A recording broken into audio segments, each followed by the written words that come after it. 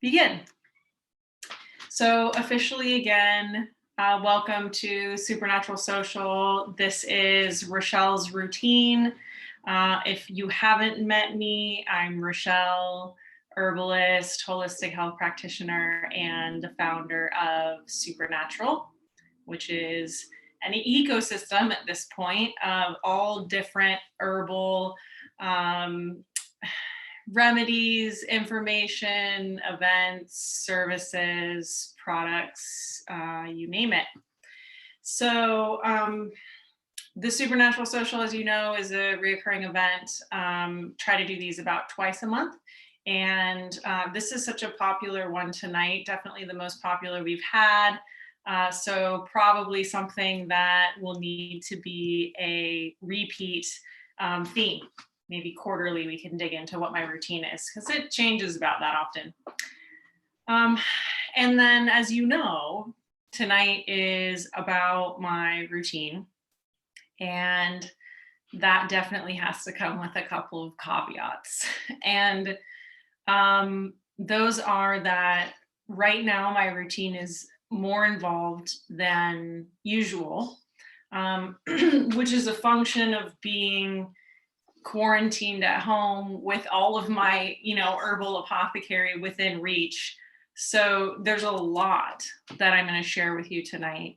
And I just don't want you to feel like you have to do a lot for this to work for you. So if you've worked with me or taken, classes or sessions with me, you know that it can be very, very simple. It can be one or two things, one herbal remedy, one ally.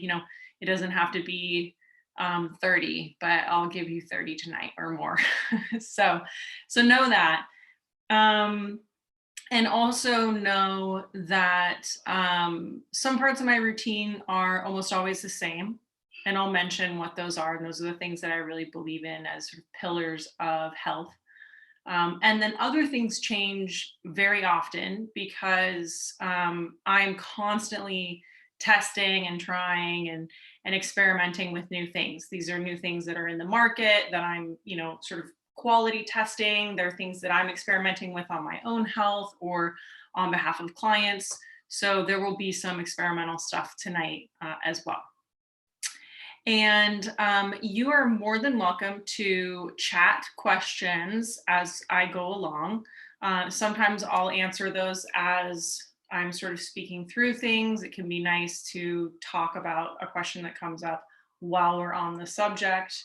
And then there will be time for Q&A at the end. And last time, as you've heard, I don't have my usual co-host.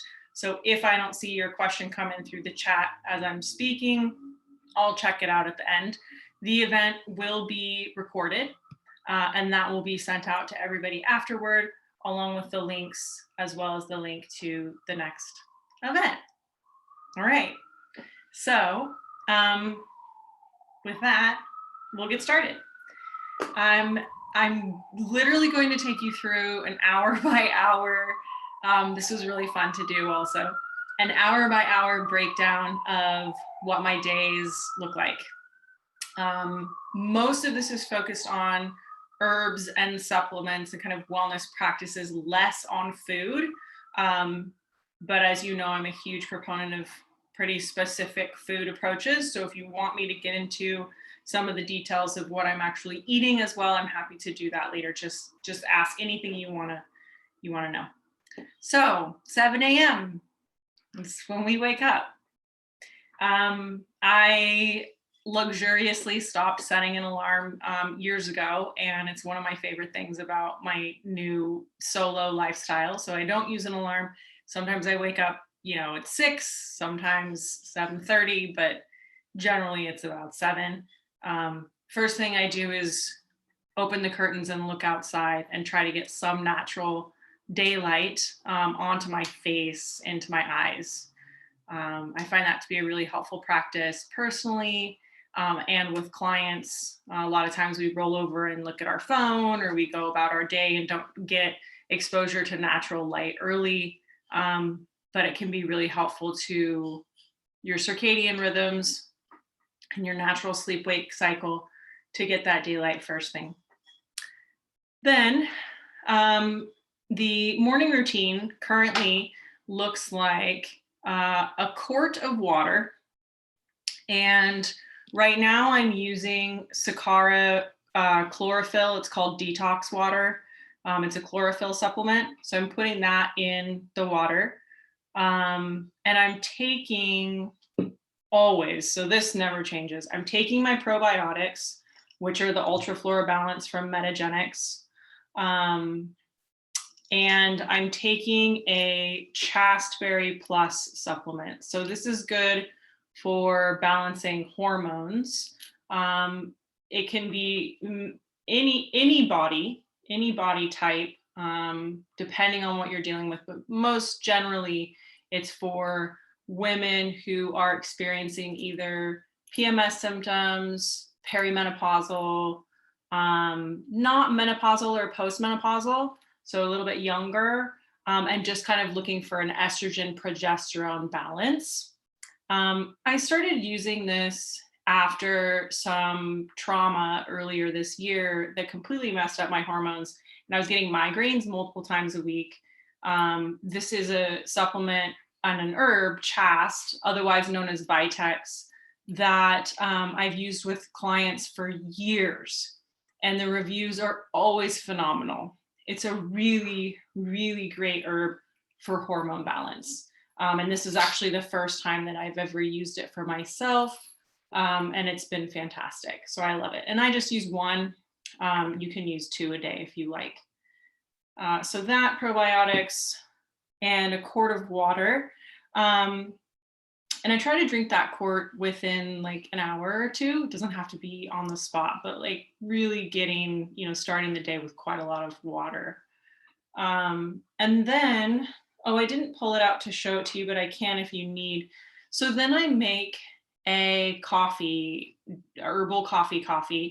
It's half cold brew that we make at home. Cold brew is super simple to make at home. It's 1 part grounds to 3 parts water. And cold brew is far less acidic than a hot brew, and tastes great. And it's really easy to just do in a big giant batch and then heat up if you want hot coffee. So we always have like a huge glass, like a giant glass container full of that. My partner drinks a lot more coffee than I do. So I do like a little cup, like probably 4 ounces of coffee and 4 ounces of this herbal coffee called Rasa, Rasa. And I think that Rasa is one of the most brilliant products on the market right now, herbal products. It's a blend of adaptogens, prebiotic herbs and roots, and medicinal mushrooms, things that are good for gut health, energy, stress resilience, overall health. And it's very, very similar to coffee. So if you're trying to drink less coffee, or you want to have like a larger beverage and not have it all be coffee, you can use the Rasa. So I do half and half, and that's the extent of the caffeine that I have for the day. Sometimes if I'm working at the cafe, I might have some more Rasa or some other mushroom stuff. We'll get to that later. But in the morning, I do that, and I blend it with a little bit of MCT oil. So I practice intermittent fasting, huge fan of that. And MCT oil is something that I allow to, technically break the fast, depending on the kind of fast you're doing. It doesn't really break the fast. But it's something that's really nice for leveling out kind of the caffeine hit that you get from coffee, and allowing you to extend your fast. So there was a question about a coffee alternative, the Rasa. I think the Rasa is the best coffee alternative out there. It's like a Dandy blend. So if you like Dandy blend, that's great too. I personally like the cacao Rasa. I think it's the most sophisticated of the 3. They also have a bunch of other blends now that are functional in different ways, mood, immunity, all sorts of stuff. I can grab the bag if you guys need to see it, but we've got a bunch on our website, and then they're also linked in one of the links that I mentioned there. So then with that, you're welcome, Christy. With that, so I have a little bit of fat. So that allows me to take a couple of other supplements that I love in the morning. One, if you've ever been to an event, you already know this. I talk about it all the time. Saracen, absolutely fantastic for mitigating anxiety and low mood. So it's going to help with mood lift without making you anxious, helps with anxiety without making you sedated, and it works really quickly, and there's a lot of flexibility with it. So you can take 1, 2, or 3 per day. I use it with a lot of different clients. I started using it personally almost 2 years ago now, maybe a year ago. So it was a year ago. And I just do 1 in the morning at this point. But if things are feeling uncomfortable, you can always take a little bit more. So I love that. I also take a mucuna, and this is a capsule right now. Sometimes it's a powder. I actually love mucuna pruriens in a powder form. It tastes delicious. It's something I've started using in the afternoons too. This is otherwise known as dopamine bean. So I'll show you another blend that I like that I use in the afternoon sometimes that includes mucuna pruriens. It's new from Four Sigmatic. I think it's called Focus. So here they're doing mucuna pruriens, rhodiola, which is an adaptogen, bacopa, which is another sort of nootropic herb, cordyceps, and lion's mane. So this is sort of a nootropic blend. The mucuna for me, I find, so I have a lifelong conversation with anxiety that I've had. And I find that mucuna pruriens and the Saracen at that low dose is a very, very nice, consistent support for me. I found it to be really helpful, especially with dark winters. So those are pretty steady. Now there's a lot of question that comes up when I talk about mucuna, and people wonder, can I take it every day? Does it create a dependency? And it is one that you need to be careful with. It's not that it's addictive, but it's a dopamine support. So it's a delicate balance that you want to maintain. If you have a lot of it, it's going to feel really good. If you use it, in high doses on a regular basis, your body's not going to, potentially isn't going to be producing dopamine in the way that you want it to. Now that totally depends on what your chemistry is. And if your chemistry is low dopamine and it makes you feel unwell, then having a consistent amount of it can be really helpful. So it depends. But what I would recommend is not using high doses on a regular basis. And if you have any question about it, take breaks. There are lots of other herbs too that support the dopaminergic system. So then I take these 3 are what I take with my coffee. It's my sort of like brain start in the morning. This is something I'm testing. It's a nootropic, and I think it's fantastic. I test a lot of stuff, and I almost never buy it after I test it. It's just like, there are 1,000 things out there, and if it stays, then it's special. This one will probably stay. I like it so much. I shared it with my brother. He's using it now. I have 2 clients who are using it who really like it. One client is using it to try to wean off of ADD medication. This is a nootropic, very much so. It's a supplement. There are some herbs in it, but there are also some supplements. You have B12, the KSM66 ashwagandha, which is something we can talk about if you want, but basically it's ashwagandha, L-theanine, which is a great thing. What else? And basically some nootropic extracts.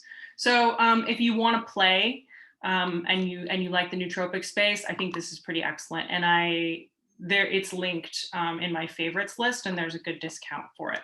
So I'll probably keep this one in the routine in the morning.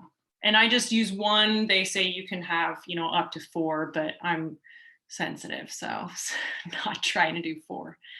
Okay, So then that's it for the rest of the morning.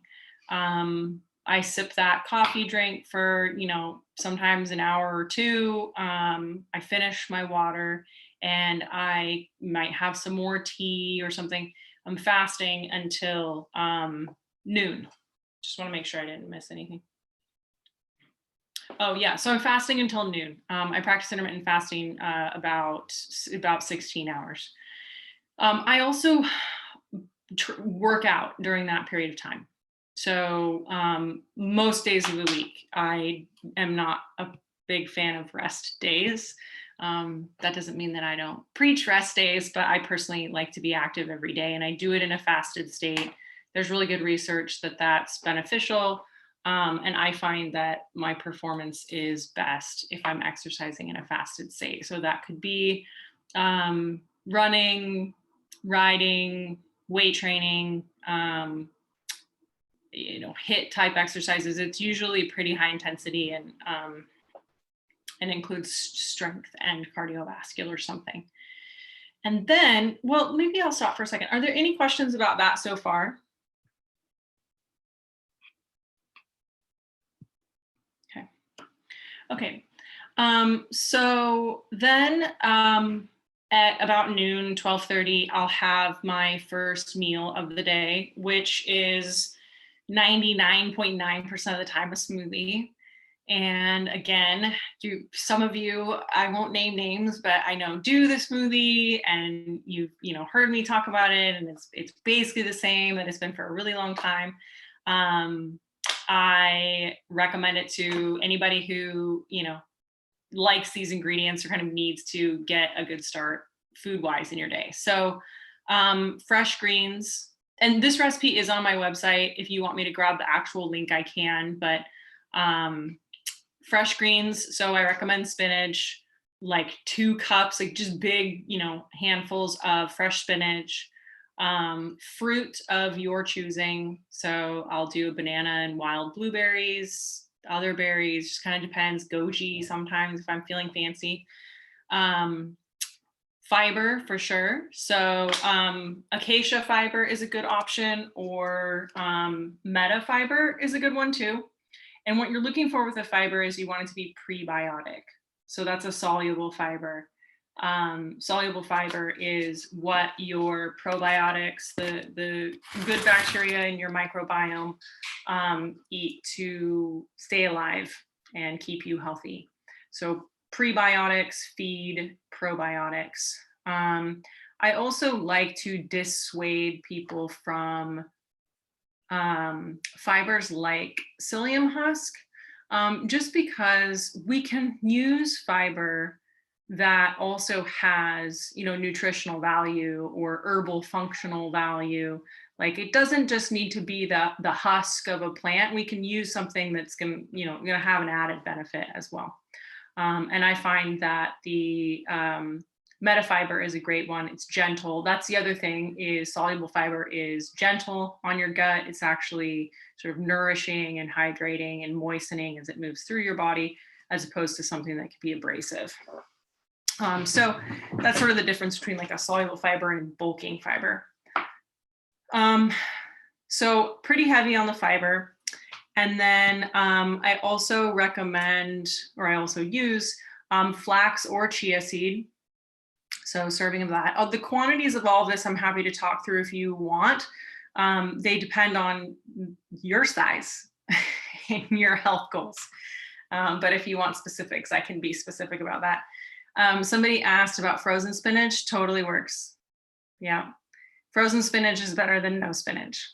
And sometimes frozen food is actually great quality. Depends on how it was, how it was done. But, and then, okay, so this never leaves my routine. I travel with this. I swear by this. So the green superfood from Amazing Grass. This is, one of the 3 things on this table that I would leave everything else for. I think this is fantastic. You just do a small scoop. There are more greens in here than I can name. They're concentrated, they're easy to absorb, it tastes good, it's so easy to use, and it triples the amount of produce you're having in a day. And I'm a huge proponent of fresh produce, and I think we need to have it, but being able to have it and have a little bit of that is a really good idea. So I love this stuff, and I really do actually travel with it, especially if you're going to a place where you're uncomfortable with eating fresh produce, or you're going to have a limited amount of it. A serving of that a day is a great idea. And then what else do I put in there? So a lot of times I'll add about a teaspoon of cinnamon. Cinnamon is helpful for stabilizing blood sugar. It's high in chromium. And it's also a constant ingredient in metabolism and kind of fat burning blends. And I'll talk a little bit more about that in a minute. I'm experimenting with a blend. I'm trying to kind of test what's in the market and then come up with my own for clients that's a metabolism support. And cinnamon is always in there. Then I also add, see if I forgot anything else. So protein is optional. Just leave that. And then the liquid that I use is, I'll talk more about protein in a second, actually. The liquid that I use is just water. When you've got that much in there, I don't find there's the need for any other flavor liquid. You could do coconut water or something like that if you wanted to.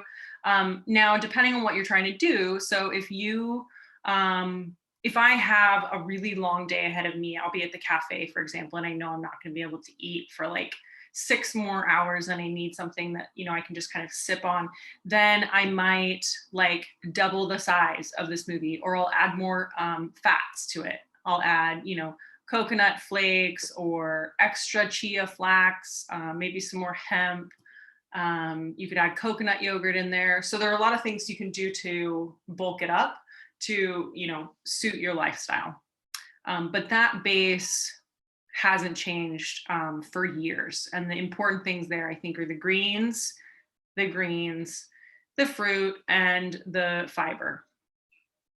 Those pieces tend to be what we're otherwise lacking in our diet or could really use more of.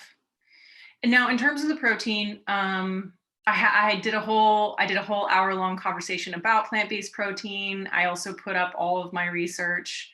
It's not really my research, it's my gathering of other people's research about protein and how much we need. It's all on my site. If you need a link, let me know. But if you have questions about protein, I would highly recommend checking that out. The net there is that we need far less than we think, and we can get as much as we need from a varied plant-based diet. And it's not actually about protein intake, it's about amino acid intake, and you get amino acids from a varied plant-based diet. I don't advocate that everybody has to be vegan or vegetarian. However, we do generally need to eat less protein. And the research on that is very straightforward. So plant-based protein is optional. And yes, let me know if you have questions about that. Okay, so that's breakfast or lunch, whatever you want to call it, at noon. And I'll have that slowly. And, if you want to really get into it, you can do it with a spoon. So you're chewing, your smoothie, which is great for digestion and carbohydrate breakdown, which starts in the mouth. I'll mention that later. So then after that, I will have a couple of other supplements that need to be taken with food. So if you're using vitamins, it's helpful to know if they're fat soluble or water soluble. And if they're fat soluble and they need food for bioavailability, you want to take them with a meal. So a perfect example of that is vitamin D. If you're taking vitamin D, which I do, then you want to have it with food. This is Zymogen brand. Metagenics is great. I don't really know other brands, but I mean Thorn and any high quality supplement provider that's got a good D's, is probably fine. Um, the dosage depends on what your levels are. Right now for immunity, they're pretty strong recommendations for pretty high doses of vitamin D. Um, and most people are on the lower side, but without knowing what your levels are, you don't want to be taking 10,000 IU of vitamin D a day. So generally it's 1, 2, 3. I take 5,000 IU. That's like the sort of standard dosage range. But it's really worth looking at your blood work and seeing where you are. And it takes quite a while to get your vitamin D up if you're low. But all of that are nuances I'm happy to get into if you want. The most important thing to know is that you want to take it with food. So vitamin D, and then this is where I'm testing. Did I bring it in here? This is where I'm testing a couple of things that are metabolism supports. And it looks like I didn't bring them in here, but one of the ingredients is ECGC, which is a green tea extract. It's a decaffeinated green tea extract. Common in kind of fat burning metabolism supplements. Also, really common in the sort of functional medicine recommendations for immunity right now, specifically COVID treatments. And I'm definitely not making any claims there, but that and the vitamin D happen to kind of fit both. Well, they fit the immunity, and then the green tea extract is part of a metabolism search that I'm on. Another ingredient that you see used in metabolism supports that I am taking that I really like is gymnema. That's an herb. It's used to help curb sugar cravings, keep blood sugar level. I wouldn't rely on an herb to curb sugar cravings, to be frank. I think that it's got to come from nutritional changes and lifestyle changes. However, this one's not going to hurt. And like I said, I'm kind of testing a blend. So that's a nice herb that you could use if you're interested in that topic. The other one that I'm experimenting with right now is fenugreek. Fenugreek is used a lot in prenatal and for lactating or breastfeeding new moms. It's also used in men's health formulas, and it's also used in metabolism formulas. It has a pretty direct effect on how our body metabolizes glucose. So it's kind of instead of like a fat burner, it's kind of like a sugar burner, and can help keep blood sugar stable again. It's very nourishing. It's extremely bitter. So I've been using a powder, and I have some clients who really want to try it, and like I can't give it to them because it's so bitter. However, it's a phenomenal herb. We do it in a couple of teas. You could brew it in tea, which would be nice, or you could use it in a supplement. That's just, again, something I'm kind of experimenting with right now. And then the last one that I've been experimenting with in the same category is bitter melon. Bitter melon is an incredible superfood, also a metabolism support, and almost as bitter as the fenugreek. Really, really intense. So at your own risk. Otherwise, when I have my metabolism blend worked out and the format worked out, I'll let everybody know.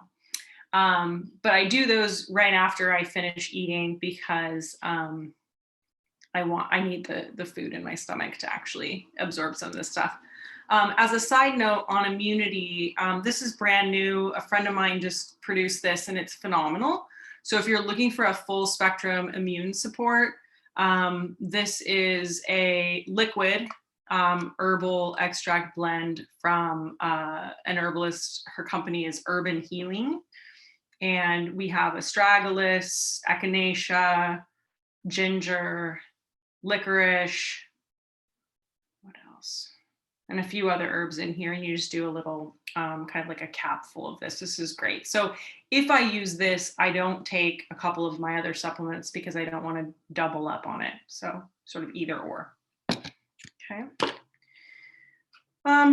Let's see. So then through the afternoon can sometimes be just like tea, like peppermint tea for hours and hours. That's kind of been my recent kick. Love peppermint for digestion, kind of keeping you awake, that like icy hot sensation. Sometimes I'm using tinctures. So you all know I love Herb Farm.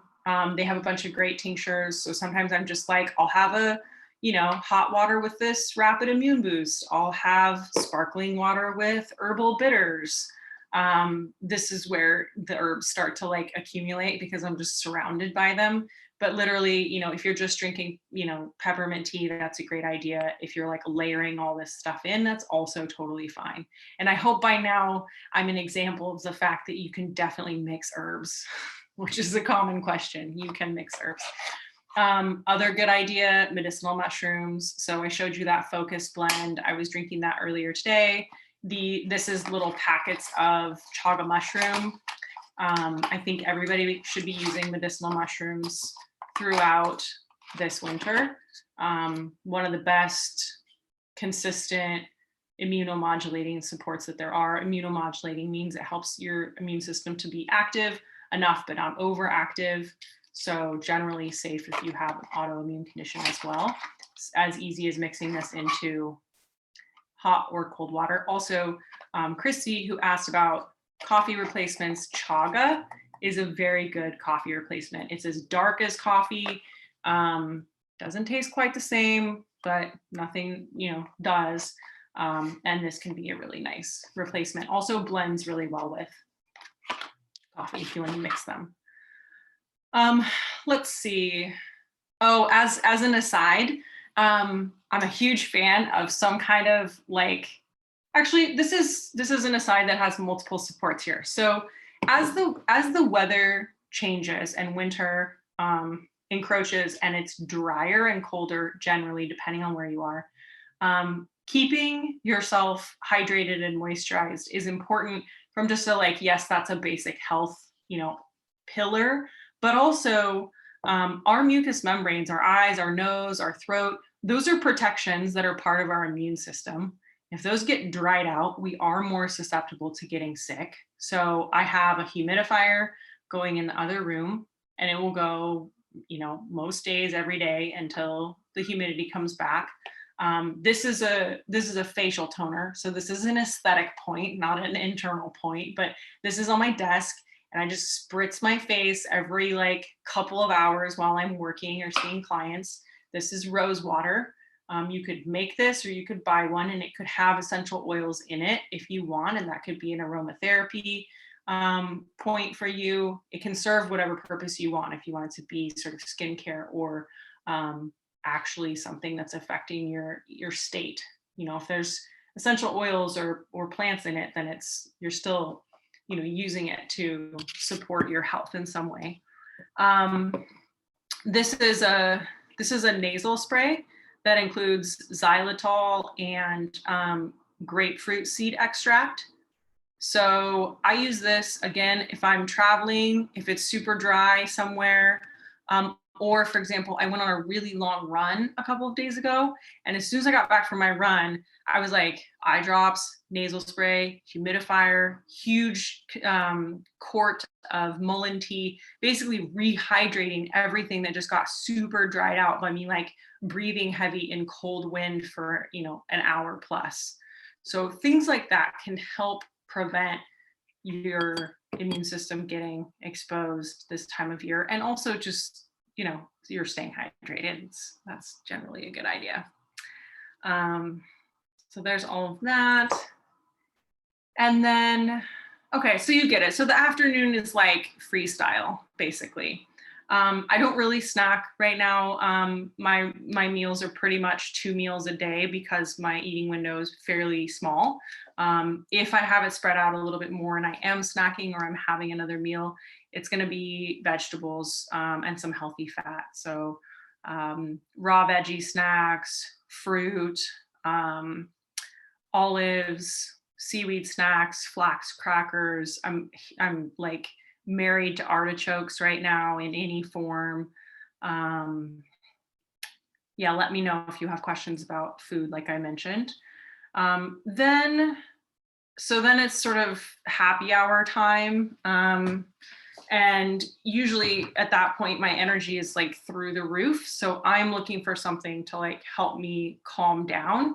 I tend to run higher than necessary, maybe, but um, yeah. So for me in the afternoons or late afternoons, early evenings, I tend to like to do some kind of herbal mocktail. Once again, as you've probably heard me say before, I'm a huge fan of kava. This is my favorite alcohol replacement.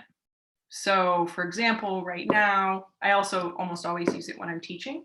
I have in here sparkling water, which is from this company that I really like, Free Reign.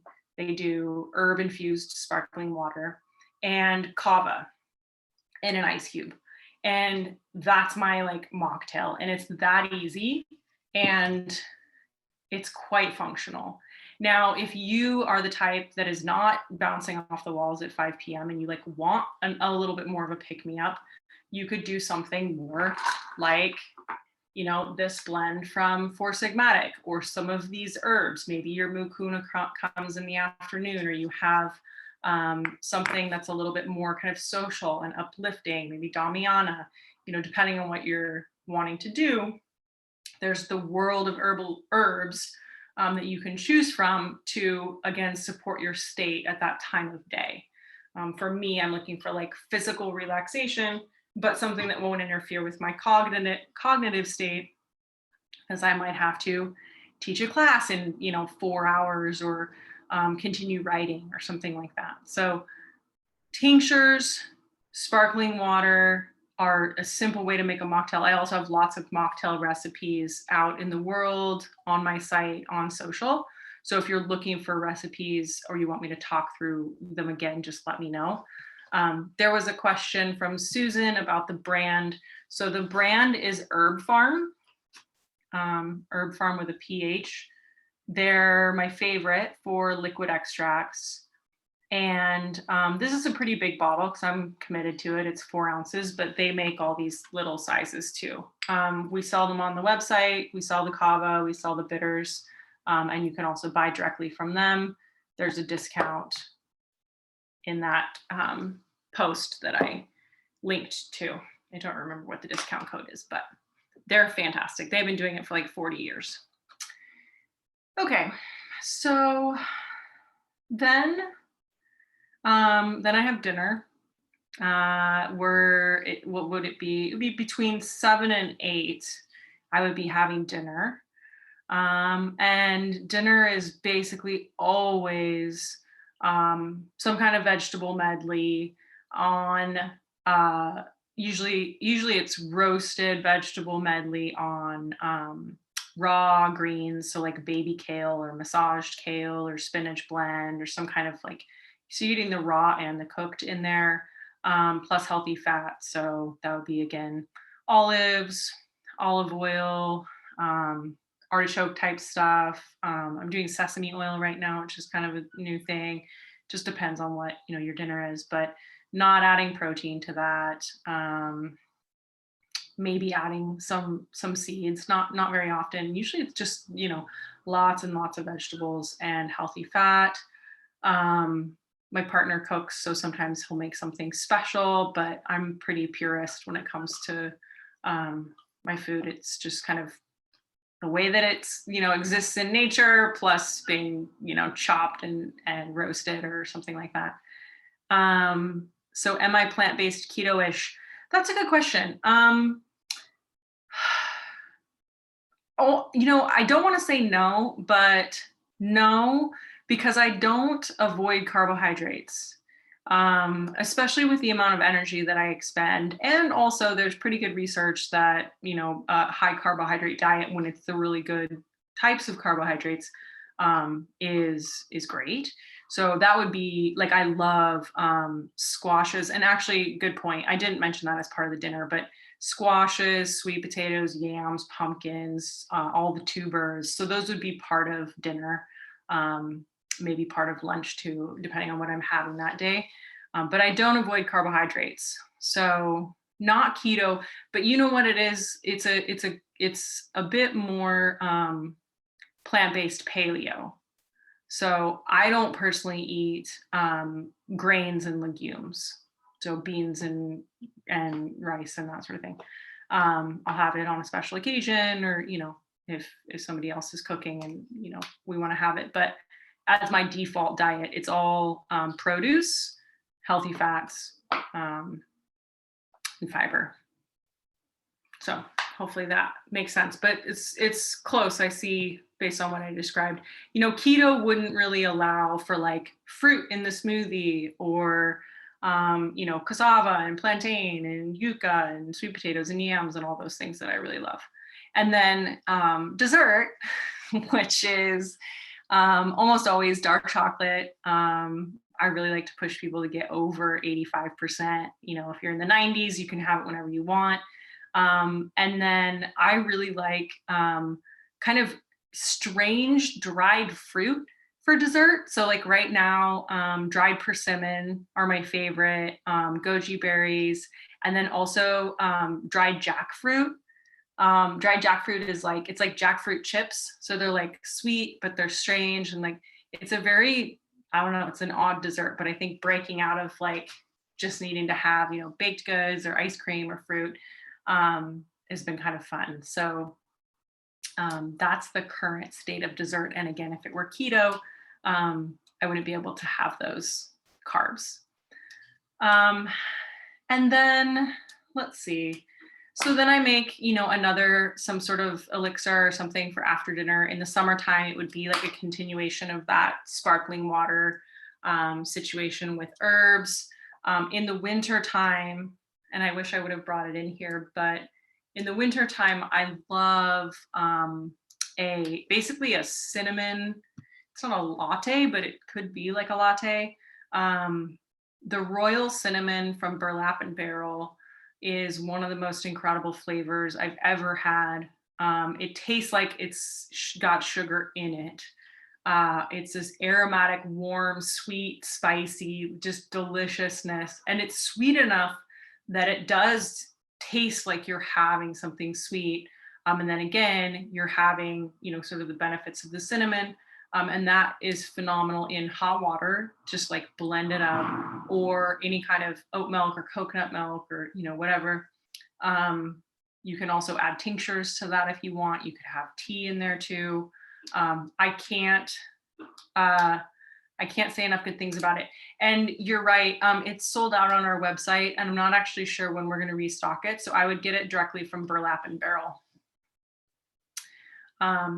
It's great. It's really like, it's mind blowing. So I'll have that in the wintertime. It's just like this warming thing. And let's see. So we've probably finished eating around 8:30, which starts my fast. And then right before bed, I'll have some kind of nightcap. And that's another place where I experiment with different things that are on the market or that I'm curious about. Right now, I'm doing a combination of magnesium glycinate, which I recommend to most people. I think the stats are that we're like 60% of us are deficient in magnesium right now, Americans, that is. And then I have all this in powder form, which is kind of unusual. So you could take it in a different form. But chamomile and passion flower, and I'm experimenting with L-tryptophan right now too, which I just can't get into the backstories of all of it. But tryptophan is an amino acid, it from turkey, and there's some interesting ideas about what amino acid deficiencies do to sort of mood and mind and your cognitive state. And if you're not eating meat, then you're getting less of these. So I'm experimenting with L-tryptophan kind of in that line. but the usual is the magnesium, the chamomile, and the passion flower. Now, if you have trouble sleeping, you could look at some heavier herbs as well. So um, valerian is very effective. Well, valerian can be effective. It's effective when it's mixed with other herbs. For me, it's too heavy. I'll have a hangover the next day. Almost anytime I have valerian, but not everyone experiences that. There's a wild supplement on the market. I think it's by Hush and Hum. If you're like really looking for sleep supports, this one felt almost like a narcotic, but I've been experimenting with that as well. I don't have it linked on the website. I think the ingredients are great. There's so much that we could get into with sleep. I think I was using a sublingual lemon balm for a little while, which was really, really nice. Lemon balm is a beautiful herb. Most of the herbs around sleep are in the nervine category. They're going to be sedative nervines. So that means they like your nervous system, but they're also sedative. Some nervines are non-sedative. And then a lot of times you'll see those blended with things like L-theanine or GABA or tryptophan to help sort of potentiate this sedative effect. All right, and then I wash my face, brush my teeth, and then I go to bed. And I'm usually in bed at like 10:30. So that I can be asleep before 11 is the goal. And I'm pretty good about that goal, especially when the sun goes down at 3:30. So that I don't know if that felt like a lot or a little, but that's the current routine. And I hope you have some questions. If you don't, then I can continue chatting about other things that I have tried. So let's see, somebody had a question. Does heat lessen the potency of tinctures? That's a really good question. So no, not unless you're like boiling it for a long period of time. Once something is extracted into alcohol, it's pretty stable. So putting it into tea is totally fine. You don't want to cook your tinctures, like decoct them, but the heat is fine. Yes. So Caitlin wants to know, would you mind elaborating on your magnesium? There's lots of confusing types out there. Yeah. So magnesium deficiency is this sort of broad state that we find ourselves in. And magnesium can be difficult to absorb. So different forms of it have different bioavailabilities or different absorbabilities. And from all that I understand, the glycinate or bisglycinate are the forms that allow you to take magnesium in higher doses. So you get a therapeutic dose without having gastrointestinal distress. So lots of people know the Calm powder, the Calm sleep powder stuff, that's magnesium. If you have like an extra teaspoon of that, you'll have diarrhea the next day, right? So that's not really helpful if you're trying to take a higher dose of magnesium. If you take magnesium glycinate, you can have hundreds of milligrams more and your stomach, and digestion will be totally fine. And if we're trying to use magnesium to help you sleep, help reduce anxiety, help relieve muscle spasms or relax your physical body after any kind of sort of tension or, stress, then you might want a higher dose. And so glycinate or bisglycinate, I recommend glycinate. And that can be in capsule form. It's basically always in capsule form. The only reason I have it in powder form is because I was formulating something with it. Capsule or tablet, sorry. You're welcome. Any other questions? Was that like a totally normal day? Was that like too much? Let's see here. Okay. What are some veggies better roasted for bioavailability versus raw? Okay.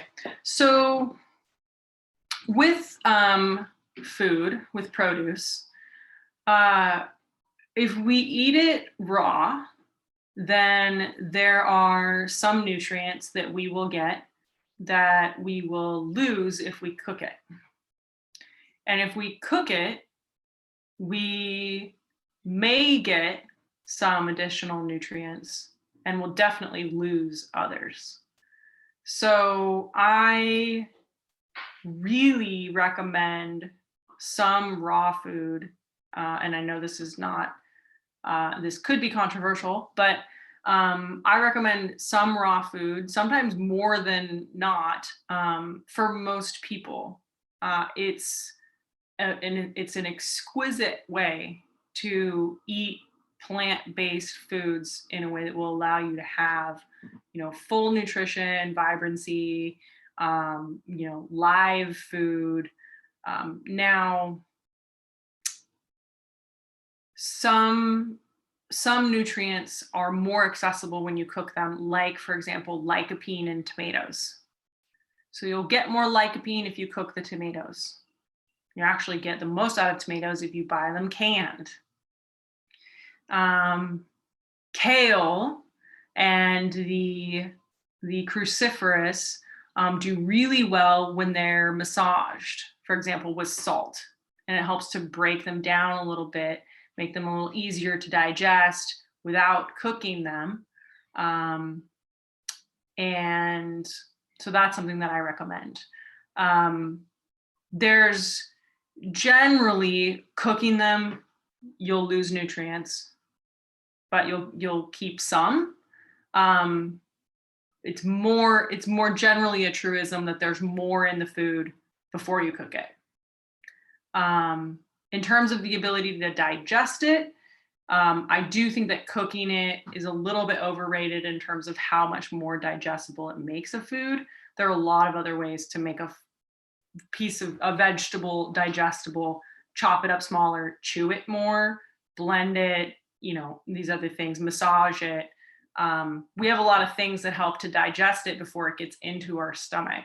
And there's not, a whole lot of harm in asking our bodies to digest something difficult. If you're recovering from, major antibiotics and you need a severe gut healing protocol, then we can do that. But I like to encourage people to eat fiber, get your roughage, chew it really well. Like, our bodies are designed to do this. Our bodies are, capable of and tend to flourish when there's quite a lot of that. Actually, I've definitely mentioned this before, but some of the greatest microbiomes in the world were studied in people who were eating over 100 grams of fiber a day, because it was like bark and foraged natural materials. So gut can do it. Gut can have that, like kale. But to answer your question, depends on the specific nutrient. If you want to know, if it's water soluble, it's probably going to get cooked out. If it's lycopene, it's going to get more activated. There's one other really common example of like a cooking mechanism that opens up something in a food. I can't recall what it is, but yeah, you could just do a little research if you're like, what do I gain? What do I lose when I cook the Brussels sprouts? So magnesium, I would recommend buying that from our online store or from Metagenics. Burlap and barrel. So that was a cinnamon. Actually, it's a cinnamon powder. It's called Royal Cinnamon. And I basically make it into a tea or a latte. And you can buy it directly from them. Yeah. So Christy says, would you recommend ashwagandha for everyday use? Generally, yes. It depends, again, on who you are and what you're dealing with, what your body is in need of. But if you're using ashwagandha and it's a safe herb for you, which it's generally well tolerated, it should be used every day. So the general recommendation for ashwagandha is 2 to 3 grams per day, usually about 2 grams, which is about a teaspoon if it's powdered, every single day for at least 6 weeks, probably 6 months, maybe 8 months or longer. It doesn't work well. Let's see. It doesn't work to the full capacity that it can if you have it occasionally. It's really a foundational herb. You want to use it every day long term. Let it like be your foundation. So for example, I'll use it through the fall and winter, and then I'll take a break in the summer. But you don't have to take a break in the summer if you don't want to either. And I just do that as a, because my schedule is like busier and then less busy. There's a great herbalist who doesn't believe in taking breaks from herbs at all, because he says, then you're just not giving yourself that extra support, that extra goodness that you could be. So like, why would you take a break? But ashwagandha should be taken regularly and long term, as opposed to like the mucuna, the dopamine bean. You could take that here and there. Lavender, you can use here and there. Kava, you can use here and there. So sort of depends. If you want a generalization, a lot of times we'll see the adaptogens are good to use on a regular basis for a period of time. And then some of these other herbs that are specific, as adaptogens are non-specific. If you want to know what I'm talking about there, then check out an adaptogens class that I have about that difference. But the specific herbs, a lot of times you can use on the spot. Like I need something for my stomach right now. I need something for my nervous system right now. I need something to put me to sleep right now. Ashwagandha can help with sleep, but not like, not right on the spot, or not generally right on the spot.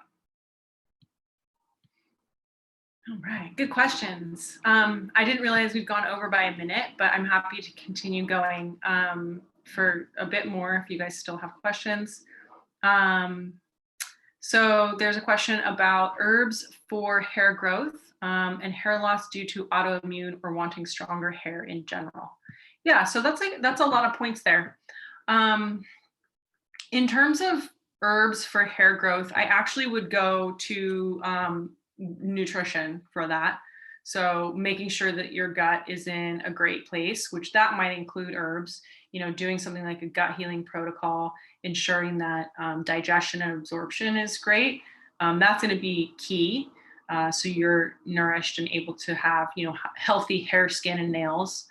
And then if, so a lot of times you mentioned autoimmune, stress a lot of times is a factor in hair loss or thinning hair. If those are at play, then we might use herbs for the autoimmune condition, or herbs for stress, depending on what else is a factor. So this is not even dissimilar from something like anxiety. It's like, what is causing the anxiety? How is it manifesting in the body? Is it physical, emotional, all these other things? Then we would treat it accordingly. So that said, if you do all of those things, you're like, I've supported all those other systems and I want some extra support for like hair, skin, nails, then I would look at a plant-based collagen support. So we have a good one by Copina in our online store. The other maker is Anima Mundi, has some very good plant-based collagen supports. Those are basically, multivitamins in herbal form. So you're getting like silica and maybe zinc and different nutrients that are important for building hair, skin, nails. If you're not vegan or vegetarian, you could do bone broth to get yourself some extra collagen. But collagen in doesn't necessarily equal collagen in your cheeks or your hair or your skin. And it's similar to protein. It's more about sort of amino acid level and like the nutrients that we're absorbing from a really good diet. It's a little bit of a longer conversation, but it's a good one. So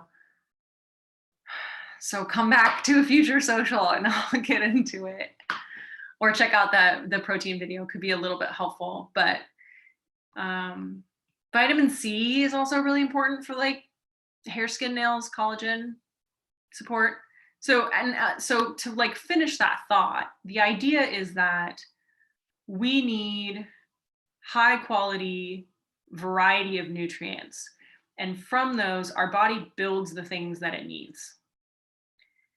It'll take vitamin C and mix it with a couple of other things and build collagen.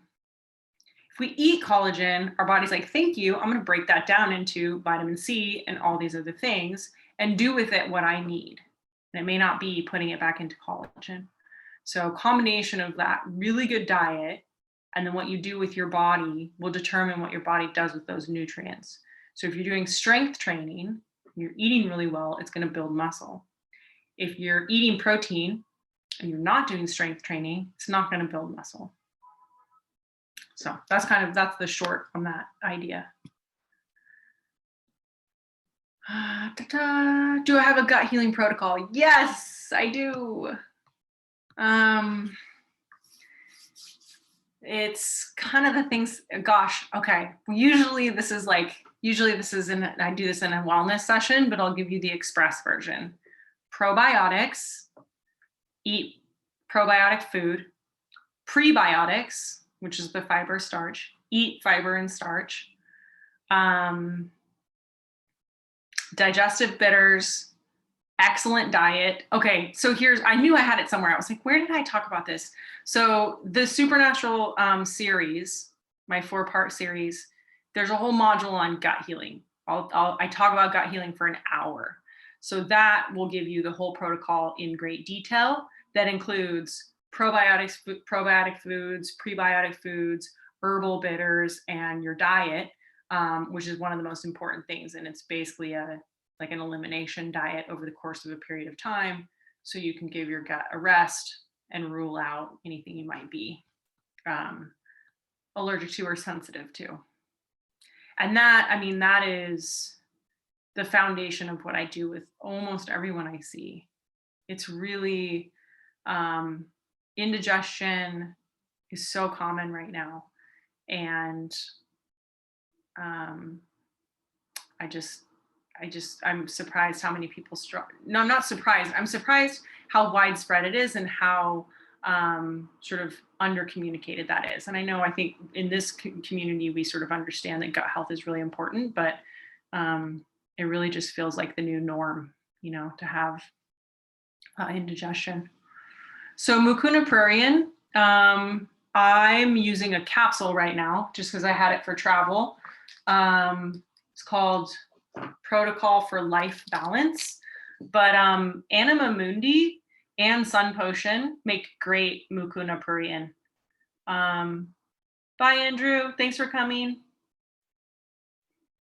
I think Mucuna pruriens is really nice in a powder form, to be honest. When I'm done with those capsules, I won't go back to capsules. I think having herbs in a powder form or tincture form is a really nice way to know what they taste like and they look like and what color they are. And Mucuna is really delicious.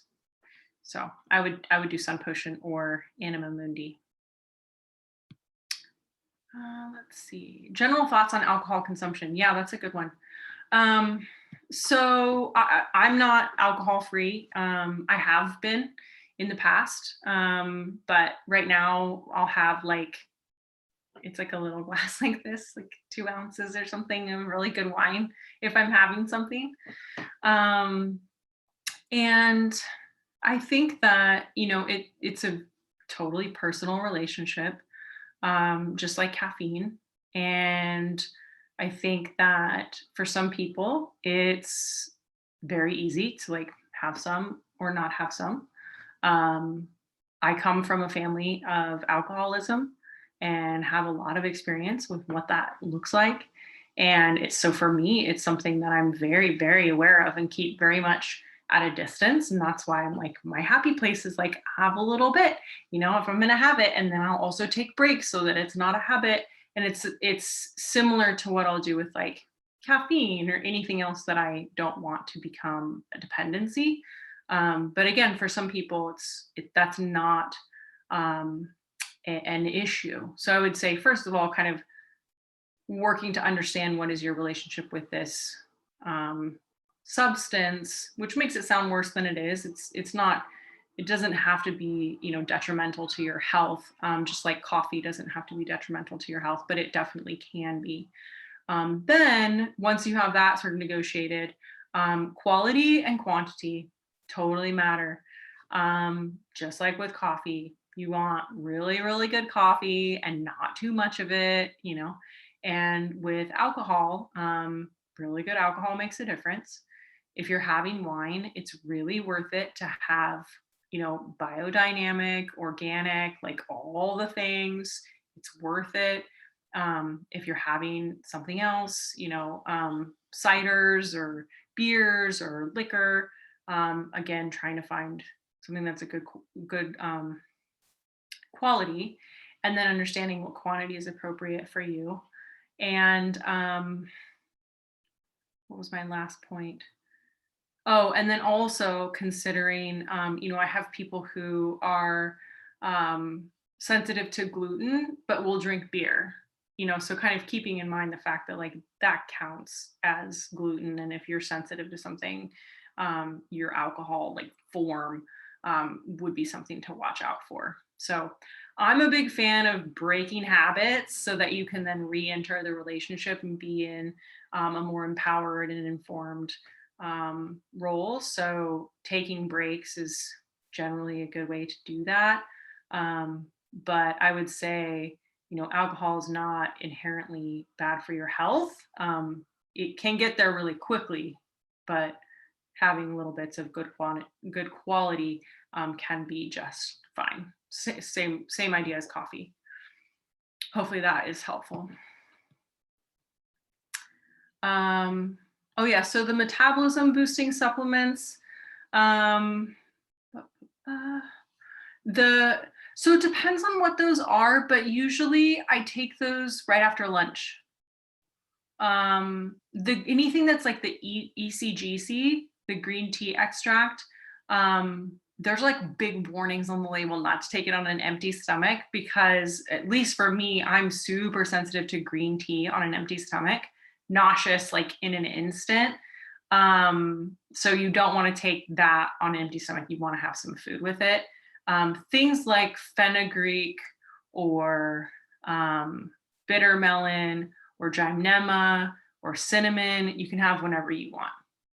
So, but again, because I'm fasting so long, I don't want to take a bunch of supplements on an empty stomach. So I tend to do more of them right after I have my first meal of the day.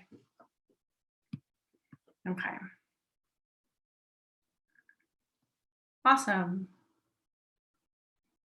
Thanks, everybody. You are totally welcome to leave. We went way over. I'll do like a last call for any other questions, and then we'll end. And then the video will be sent around, as you know. Thank you so much for joining tonight. It was very fun, and it was very flattering that you want to know about my routine. I hope it didn't disappoint. All right. Okay. Thank you. Do it in the spring. All right, I will. Bye, Jillian. I brought the hat out for you, by the way. Good night. Bye, Erica.